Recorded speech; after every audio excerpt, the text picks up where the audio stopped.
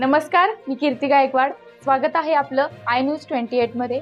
चला तर मग जाणून घेऊयात महाराष्ट्रातल्या ताज्या घडामोडी. नीलकंठेश्वर कावड यात्रेला सहभागी झालेले यात्रीगण यांचे स्वागत पूजन करण्यात आले.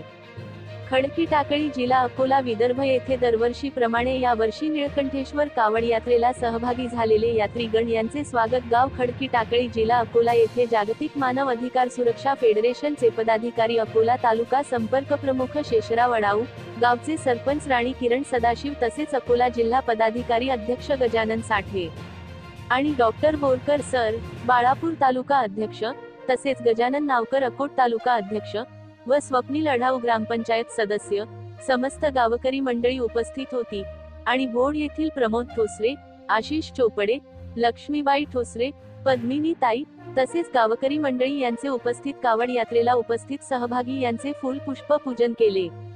या कार्यक्रमाला या यात्रेला श्री कैलाश भाऊ ताकोडा यांचे नियंत्रण मध्ये कावड यात्रीगण मोठ्या संख्येने पुढाकार घेऊन सहभागी झाले. महिला पुरुष उपस्थित राहून सर्व भाविक कावड यात्री यांचा जय जयकार करून स्वागत पूजन केले. तालुका रिपोर्टर रामदास धनगावकर यांची रिपोर्ट.